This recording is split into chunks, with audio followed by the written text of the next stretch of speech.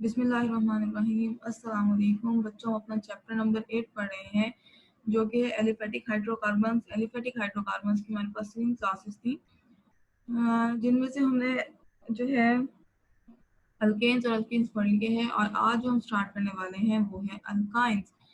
ऐसे unsaturated hydrocarbon जिनमें triple bond हो उनको कहते हैं अल्काइंस। अब ट्रिपल बॉन्ड मतलब जो दो कार्बन के दरमियान 3 बॉन्ड्स हो। इनका जनरल फार्मूला होता है CnH2n-2, और इनमें जो कॉरेस्पॉन्डिंग अल्कीन है, कॉरेस्पॉन्डिंग मतलब अगर हम दो कार्बन वाले अल्कीन की बात करेंगे या दो कार्बन वाले अल्काइन की बात करेंगे, तो अल्काइन में उस अल्कीन से दो हाइड्रोजन जो है वो लेस होंगे। फर्स्ट नंबर जो है इस सीरीज का वो होता है C2H2, और इसको हम कहते हैं इथाइन या फिर एसिटाइलीन। अब इस क्लास के भी हम उसी तरीके से सबसे पहले क्या पढ़ेंगे, जनरल मेथड्स ऑफ प्रिपरेशन, कि हम कैसे अल्काइंस को प्रिपेयर कर सकते हैं। सबसे पहला मेथड है इसका डीहाइड्रोहेलोजिनेशन ऑफ विसिनल डाइहेलाइड्स। अब विसिनल डाइहेलाइड्स ऐसे डाइहेलाइड्स जिसमें दो हेलोजन हो। विसिनल डाइहेलाइड विसिनल जिनमें दो साथ साथ वाले कार्बन पे हेलोजन हो। डीहाइड्रो मतलब इसमें से हाइड्रोजन जाएगा, और हेलोजन के दोनों हाइड्रोजन भी और हेलोजन जो है इन दोनों का रिमूवल होगा। विसिनल डाइहाइलाइड को जब हम ट्रीट करें किसी भी स्ट्रॉन्ग बेस के साथ, तो वो 2 मोल ऑफ हाइड्रोजन हेलाइड जो है वो रिमूव करा देती है और अल्काइन बना देती है। देखें पहले स्टेप में क्या हो रहा है कि बेस से रिएक्ट कराया तो HX, एक हाइड्रोजन और एक हेलोजन जो है वो चला गया, और हमारे पास जो है अच्छा ये जनरल दिया हुआ है कि 2 हाइड्रोजन्स और 2 हेलोजन चले गए, हमारे पास 2HX बन गया और साथ में ट्रिपल बॉन्ड आ गया। अगर हम इसको स्टेप वाइज देखें तो पहले स्टेप में क्या हो रहा है कि डबल बॉन्ड बन रहा है, विनाइल ब्रोमाइड। डबल बॉन्ड के वाले कार्बन के ऊपर कुछ भी लगा होगा उसके लिए हम कह देंगे कि ये विनाइल है। अब ब्रोमाइड लगा हुआ है तो ये विनाइल ब्रोमाइड हो गया। अगर क्लोराइड होता तो विनाइल क्लोराइड हो जाता। फिर उसके बाद जो है क्या है कि दोबारा जब उसी को बेस के साथ और अल्कोहल के साथ हमने ट्रीट कराया है, अल्कोहल यहाँ पे सॉल्वेंट है, तो फिर से एक HBr जो है वो रिमूव हो गया है और हमारे पास ट्रिपल बॉन्ड बन गया। वो कह रहे हैं कि जो सेकंड मॉलिक्यूल है हाइड्रोजन हेलाइड का, इसको निकालने के लिए ज्यादा हमें ड्रास्टिक कंडीशन जो है वो देनी पड़ती है। नेक्स्ट है हमारे पास डी हेलोजिनेशन ऑफ टेट्राहेलाइड्स। टेट्राहेलोकेन्स को जब हम ट्रीट करते हैं किसी भी एक्टिव मेटल के साथ, जैसे कि जिंक, मैग्नीज वगैरह वगैरह, तो क्या होता है कि वो जो एक्टिव मेटल है वो सारे के सारे हेलोजन एटम्स को ले लेते हैं। एक स्टेप में हमारे पास डबल बॉन्ड बना, सेकंड स्टेप में हमारे पास ट्रिपल बॉन्ड बन गया। सिंपल सा रिएक्शन है। नेक्स्ट है हमारे पास electrolysis of salts of unsaturated dicarboxylic acids. Dicarboxylic acids ऐसे एसिड जिनमें दो कार्बोक्सिल ग्रुप होंगे। अनसैचुरेटेड जिसमें डबल बॉन्ड भी होगा। अब डबल बॉन्ड भी है, उसके अलावा दो कार्बोक्सिल ग्रुप भी है, तो जब उनका इलेक्ट्रोलिसिस करेंगे तो हमारे पास अल्काइंस बनेगा। कॉज इलेक्ट्रोलाइटिक मेथड में वो कह रहे हैं कि इन्वॉल्व हो रहे हैं कि आप क्या कर रहे हैं, इलेक्ट्रोलिसिस कर रहे हैं एक्वस सोल्यूशन ऑफ सोडियम या potassium salt of unsaturated dicarboxylic acid. अब देखें बेटा, अगर यहाँ पे के की जगह पे H होता तो ये कार्बोक्सिलिक एसिड था। अब यहाँ पे बेस आई भी है, तो इसका मतलब है कि ये जो है क्या है, जब बेस आई है इसका मतलब है कि ये सोडियम या फिर पोटेशियम सॉल्ट है।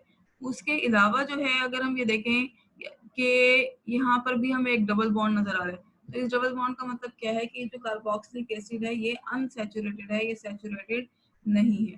सही, तो हम इसकी आयनाइजेशन करेंगे। सबसे पहला स्टेप क्या है कि हमने क्या दिया, एक unsaturated potassium salt of dicarboxylic acid. उसको हमने जब आयोनाइज कराया तो आयंस बनेंगे। O के ऊपर हमारे पास नेगेटिव चार्ज आ जाएगा और पोटेशियम के ऊपर हमारे पास जो है वो पॉजिटिव चार्ज आ जाएगा।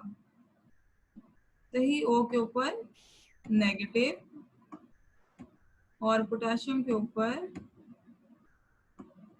पॉजिटिव। ये हमने क्या करा दी है, आयोनाइजेशन। सही, अब क्या हो रहा है, हमने ये बात पहले भी पढ़ी थी कि सबसे पहले एनोड, एनोड के ऊपर हमें पता है क्या होती है, ऑक्सीडेशन। ऑक्सीडेशन क्या होती है, रिमूवल ऑफ इलेक्ट्रॉन। अब ये इनके ऊपर नेगेटिव चार्ज है। नेगेटिव चार्ज का मतलब है कि इनके ऊपर दो दो इलेक्ट्रॉन्स है। क्या होगा कि इलेक्ट्रोलिसिस होगा और ये दोनों अपना एक एक इलेक्ट्रॉन दे देंगे और हमारे पास दो इलेक्ट्रॉन्स आ जाएंगे, और इन दोनों ऑक्सीजन एटम्स के ऊपर एक एक इलेक्ट्रॉन जो है वो बच जाएगा। अब ये जो एक एक इलेक्ट्रॉन बच गया है ये बन गया है एक फ्री रेडिकल। हमने पढ़ा था ये बात कि अगर कार्बोक्सिलेट पे फ्री रेडिकल हो तो वो क्या होता है, रीअरेंज हो जाता है ये वाला इलेक्ट्रॉन इधर और इस बॉन्ड से एक इलेक्ट्रॉन इधर, यहाँ पे C डबल बॉन्ड हो जाएगा और ये जो एक इलेक्ट्रॉन बचा हुआ है वो इस कार्बन पे चला जाएगा। इसी तरीके से एक इलेक्ट्रॉन इस कार्बन पे आ जाएगा और एक इलेक्ट्रॉन इस कार्बन पे आ जाएगा और जो ये बॉन्ड्स हैं ये ब्रेक हो जाएंगे और CO2। अब ये जो दोनों इलेक्ट्रॉन्स हैं ये आपस में क्या करेंगे, बॉन्ड बना लेंगे और एज अ रिजल्ट हमारे पास इन दोनों के दरमियान में 3 बॉन्ड्स बन जाएंगे, जिसको हम कह रहे हैं कि ये क्या है, इथाइन। सही। अब ये रिएक्शन था एनोड पे। एनोड पे अगर हम इसको रिवाइज कर लें, एनोड पे क्या हुआ कि जो नेगेटिव आयंस है पहले वो एनोड पे आए। एनोड पे आके सबसे पहले क्या होगी, ऑक्सीडेशन। ऑक्सीडेशन में क्या होगा, रिमूवल ऑफ इलेक्ट्रॉन, के इलेक्ट्रॉन्स जो है वो रिमूव हो जाएंगे। इलेक्ट्रॉन जो है वो रिमूव हुए, हमारे पास फ्री रेडिकल बन गया। उस फ्री रेडिकल ने क्या किया कि वहां से ये कार्बन डाइऑक्साइड गैस रिमूव हो गई और दोनों जो कार्बन है उनके दरमियान एक और बॉन्ड बन गया। एज अ रिजल्ट अल्कान जो है वो बन गया हमारे पास। Next cathode. कैथोड ये जो इलेक्ट्रॉन्स यहाँ पे प्रोड्यूस हुए ये कहाँ पे जाएंगे, ये कैथोड पे जाएंगे। कैथोड पे क्या होगा कि वाटर जो इसको हाइड्रोलाइसिस हो गया है, यहाँ पे 2OH नेगेटिव बन गया है और जो K पॉजिटिव बना था वो OH नेगेटिव के साथ रिएक्ट करेगा और पोटेशियम हाइड्रोक्साइड जो है वो बन जाएगा। नेक्स्ट है इंडस्ट्रियल प्रिपरेशन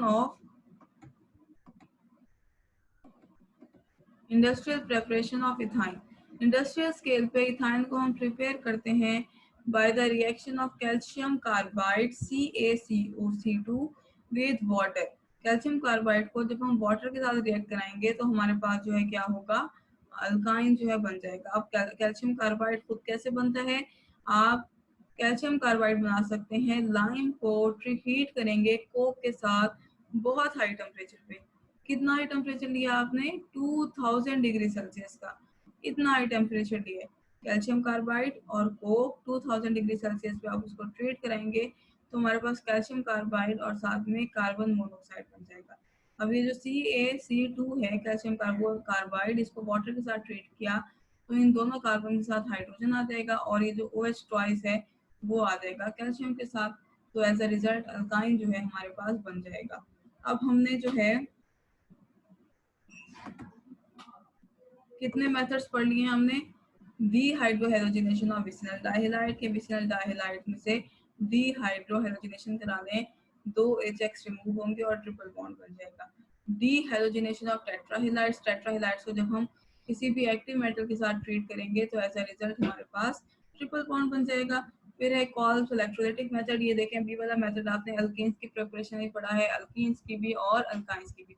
अल्केन्स के केस में हमने सिंपल कार्बोक्सिलिक एसिड लिए थे, अल्कीन्स के केस में हमने डाई कार्बोक्सिलिक एसिड लिए थे और अल्काइंस के केस में हम अनसैचुरेटेड डाई कार्बोक्सिलिक एसिड ले रहे हैं। सही है। उसके बाद हमने पढ़ी है इंडस्ट्रियल प्रिपरेशन। इंडस्ट्रियली कैसे बना रहे हैं, कैल्शियम कार्बाइड से। कैल्शियम कार्बाइड कैसे बना रहे हैं कि लाइम को कोक से ट्रीट कर रहे हैं तो कैल्शियम कार्बाइड, और इस कैल्शियम कार्बाइड को जब वाटर से ट्रीट करें तो हमारे पास जो है कैल्शियम हाइड्रोक्साइड और अल्काइन जो है वो बन गए हैं। नेक्स्ट है फिजिकल करेक्टरिस्टिक्स। फिजिकल करेक्टरिस्टिक्स क्या है, दे आर कलरलेस, ओडोरलेस। इनका कोई कलर नहीं होता, कोई स्मेल नहीं होती सिवाय एसिटाइलिन की। एसिटाइलिन की गार्लिक लाइक ओडोर होती है। गार्लिक क्या होता है, लहसुन, लहसुन जैसी स्मेल होती है एसिटाइलिन की। फर्स्ट 3 मेंबर जो हैं वो गैसेस हैं जैसे कि ethyne, propyne, butyne. Room temperature पे जो नेक्स्ट 8 मेंबर्स हैं C5 टू C12, ये जो हैं ये लिक्विड्स हैं और जो हायर मेंबर्स हैं वो सॉलिड्स हैं। Melting point, boiling point densities increase करेगी जैसे जैसे मॉलिक्यूलर मास बढ़ेगा। ये भी नॉन पोलर होते हैं और रेडिली सॉल्वेंट जैसे कि ईथर, बेंजीन और कार्बन टेट्राक्लोराइड इनमें जाकर डिसॉल्व हो जाते हैं। अब अगर हम रिएक्टिविटी की बात करें तो क्या लगता है आप लोगों को कि इसमें एक सिग्मा बॉन्ड है और 2 पाई बॉन्ड हैं, क्या ये अल्कीन जितना रिएक्टिव होगा, अल्कीन से ज्यादा रिएक्टिव होगा या अल्कीन से कम रिएक्टिव होगा? तो मेरे ख्याल से आपको लग रहा होगा कि ये अल्कीन से ज्यादा रिएक्टिव होगा, लेकिन ऐसा केस नहीं है। ये अल्केन से तो ज्यादा रिएक्टिव होता है लेकिन अल्कीन से कम रिएक्टिव होता है। इसकी वजह क्या है, इसकी वजह ये है कि 2 कार्बन्स के दरमियान ट्रिपल बॉन्ड बना हुआ है। अब ट्रिपल बॉन्ड बनने से क्या हुआ कि ये जो दोनों कार्बन्स हैं एक दूसरे के बहुत ही करीब करीब आ गए। जब ये एक दूसरे के करीब करीब आ गए तो इसके इलेक्ट्रॉन्स अब उतने एक्सपोज नहीं है। इसके अंदर ही छुप गई हूँ समझ लें। चूंकि ये इलेक्ट्रॉन जो है वो लेस एक्सपोज्ड हैं, इस वजह से इनकी रिएक्टिविटी जो है इलेक्ट्रोफिलिक रिएजेंट्स के लिए थोड़ी सी कम हो जाएगी। सही, इनका जो है बॉन्ड डिस्टेंस कम हो जाता है और इसकी वजह से इनकी रिएक्टिविटी जो है वो भी थोड़ी सी कम हो जाती है। अब अगर हम इसके रिएक्शंस देखें तो सबसे पहले है addition reaction. Alkynes undergo addition reaction like alkene but add 2 molecules of the reagent instead of 1। कि अल्काइंस भी उसी तरीके से एडिशन रिएक्शन देगा जैसे कि अल्कीन, लेकिन अल्कीन में एक मोल के अंदर एक कोई भी रिएजेंट ऐड हो रहा था, अल्काइंस के केस में 2 ऐड होंगे। For example addition of hydrogen, alkynes react with hydrogen gas in the presence of suitable catalyst like finely divided nickel, platinum और cadmium। Initially alkenes बनेंगे जो एक और हाइड्रोजन ले लेंगी और अल्केन्स बना देंगी। अल्काइन हाइड्रोजनेशन कराई, अल्कीन बन गया, उस अल्कीन ने एक और हाइड्रोजन लिया और अल्केन बना दिया। ये इथेन है, इन्होंने यहाँ पे मिस्टेक की है, इसको सही कर लीजिएगा, ये इथेन है। अच्छा जी, उसके बाद है एडिशन ऑफ हेलोजन। वन और two molecules of halogen can be added to alkynes giving dihalide. अगर वन मॉलिक्यूल हेलोजन का ऐड होगा तो डाइहाइलाइड बनेगा, और अगर दो मॉलिक्यूल्स ऐड होंगे तो टेट्राहाइलाइड बनेंगे। क्लोरीन और ब्रोमीन जो है रेडिली ऐड करते हैं, जबकि आयोडीन का रिएक्शन जो है वो स्लो होता है। अल्काइन Cl2 के साथ ऐड किया तो हमारे पास 1,2 डाइक्लोरो इथीन बन गया, और उसके बाद जब हमने 1,2 डाइक्लोरो इथीन को दोबारा से क्लोरीन के साथ रिएक्शन कराया तो हमारे पास 1,1,2,2 टेट्राक्लोरो इथेन बन गया। सही। उसके बाद है halogen acids. Halogen acid alkyne जो है वो भी हाइड्रोजन क्लोराइड हाइड्रोजन ब्रोमाइड के साथ रिएक्ट करेंगे और ऐड हो जाएगा। एडिशन जो है मार्कानिकफ रूल के तहत होगी। मार्कानिकफ रूल ये देखें, एक तो सिंपल अल्काइन है जिसमें दोनों के ऊपर बराबर हाइड्रोजन है। जब दोनों के ऊपर बराबर हाइड्रोजन है तो जहाँ पे मर्जी हाइड्रोजन आ जाए, जहाँ पे मर्जी हेलोजन आ जाए, कोई फर्क नहीं पड़ता, और एज अ रिजल्ट विनाइल जो हेलाइड है बन जाएगा। अब यहाँ पे ब्रोमीन है तो विनाइल ब्रोमाइड, क्लोरीन होता तो विनाइल क्लोराइड। लेकिन अगर अनसिमेट्रिकल, अब ये देखें, अब ये अनसिमेट्रिकल अल्कीन बन गया। यहाँ पर एक हाइड्रोजन है, यहाँ पे दो हाइड्रोजन है, तो इस केस के अंदर हाइड्रोजन उस वाले कार्बन पे जाएगा जिस पे हाइड्रोजन ज्यादा होंगे, और ब्रोमीन जो है वो उस वाले कार्बन पे जाएगा जिसके ऊपर हाइड्रोजन कम हो। Addition of water, water add होता है अल्काइंस में in the presence of mercuric sulphate dissolved in sulphuric acid at 75 degree Celsius. तो ये क्या हो रहा है कि अल्काइंस के अंदर एडिशन हो रही है वाटर की मर्क्यूरिक सल्फेट की मौजूदगी में। मर्क्यूरिक सल्फेट AgSO4, और इसको हमने डिसॉल्व किया हुआ है सल्फ्यूरिक एसिड में H2SO4 में, और टेम्परेचर रखा हुआ है 75 डिग्री सेल्सियस। तो हमारे पास विनाइल अल्कोहल आ रहा है। विनाइल अल्कोहल जो है ये अल्कोहल है और ये अनस्टेबल इनोल है। इन ओल, इन ओल मतलब इन डबल बॉन्ड के लिए, और ओल जो है ये हाइड्रोक्सिल OH ग्रुप के लिए। अल्काइन, जब हमने इसको ट्रीट किया वाटर के साथ तो हमारे पास क्या बन गया, विनाइल अल्कोहल। विनाइल अल्कोहल का मतलब क्या है, मैंने आपको पहले भी बताया था कि अगर डबल बॉन्ड वाले कार्बन के ऊपर कोई सा भी ग्रुप लगा होगा तो हम उसको विनाइल कहेंगे। क्योंकि ये अल्कोहलिक ग्रुप या हाइड्रोक्सिल ग्रुप लगा हुआ है तो इसलिए हम इसको कहते हैं कि ये विनाइल अल्कोहल है। अब ये जो विनाइल अल्कोहल है ये अनस्टेबल इनोल है। इनोल का मतलब क्या है, ene for double bond and O L for hydroxyl group. अब ये जो इनोल है ये रीअरेंज हो जाएगा, आइसोमेराइज हो जाएगा, और आइसोमेराइज होकर क्या बना देगा, एसिटाल्डिहाइड। देखें बेटा, ये वाला जो बॉन्ड है ये इधर शिफ्ट हो गया, और ये वाला जो बॉन्ड है वो इसके ऊपर आया, इसका मतलब है इसके ऊपर नेगेटिव चार्ज। ये बॉन्ड ब्रेक हो जाएगा, इसके पास तो इलेक्ट्रॉन है ही नहीं हाइड्रोजन के पास, तो इसके ऊपर पॉजिटिव चार्ज। तो इस वजह से जो पॉजिटिव चार्ज वाला हाइड्रोजन है ये इस वाले कार्बन पे आ जाएगा, और ये ऑक्सीजन और कार्बन का डबल बॉन्ड बन जाएगा। तो ये हो जाएगा CH3 C double bond OH।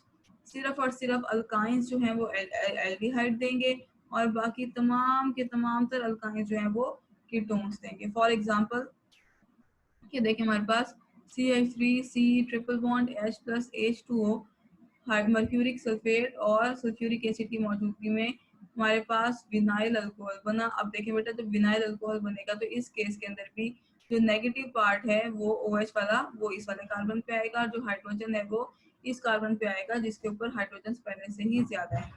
उसके बाद क्या होगा, विनाइल अल्कोहल बन गई, जब वो रीअरेंज हुई तो उसने क्या बना दिया, कीटोन। सही। नेक्स्ट है हमारे पास addition of ammonia and hydrogen cyanide.